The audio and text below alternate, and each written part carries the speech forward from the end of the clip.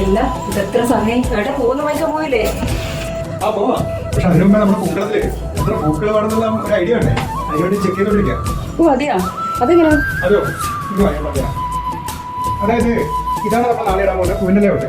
ഇതിപ്പോൾ നിങ്ങളുടെ വീട്ടിൽ കമ്പ്യൂട്ടർ ഉണ്ടെങ്കിൽ ജസ്റ്റ് ഫോട്ടോഷോപ്പിലോ അല്ലെങ്കിൽ അതുപോലുള്ള സോഫ്റ്റ്വെയറിൽ ഓപ്പൺ ചെയ്യുക. എന്നിട്ട് നമ്മൾ ആ ലേഔട്ടിന് കണക്കായിട്ട് നമ്മൾ ഏതൊക്കെ കളറാണ് വേണ്ടതെന്നുള്ളത് നമ്മൾ സെലക്ട് ചെയ്ത് കൊടുക്കുക.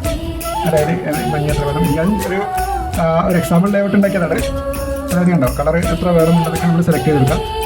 നമ്മളതിന് മാച്ചിങ് ആയിട്ടുള്ള എല്ലാ കാര്യങ്ങളും നമ്മൾ ചെയ്ത് കൊടുത്തു കഴിഞ്ഞാൽ നമ്മുടെ പൂക്കളം ഏകദേശം ഈ ഒരു ലേഔട്ടിലാണ് ഉണ്ടാവുക എന്നുള്ളത് നമുക്കൊരു ഐഡിയ കിട്ടും. അപ്പോൾ ഇതിനടക്കായിട്ട് ഓരോ കളത്തിൽ എത്ര പൂ വേണമെന്നുള്ളത് നമ്മൾ സെലക്ട് ചെയ്തിട്ട് വേണം നമ്മൾ പൂക്കൾ വാങ്ങാൻ. അപ്പോൾ എന്താ ഗുണം എന്ന് വെച്ചാൽ നമുക്ക് കറക്റ്റായിട്ടുള്ള ഈ ഒരു അളവിലുള്ള പൂക്കൾ നമുക്ക് നിർമ്മിക്കാനും പറ്റും.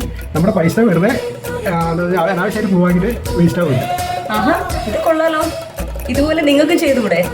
അപ്പോൾ ഫാമിലി കോക്ടെയിലിൻ്റെ വക നമ്മുടെ എല്ലാവരെയും ഹൃദയം നിറഞ്ഞ ഓണാശംസകൾ.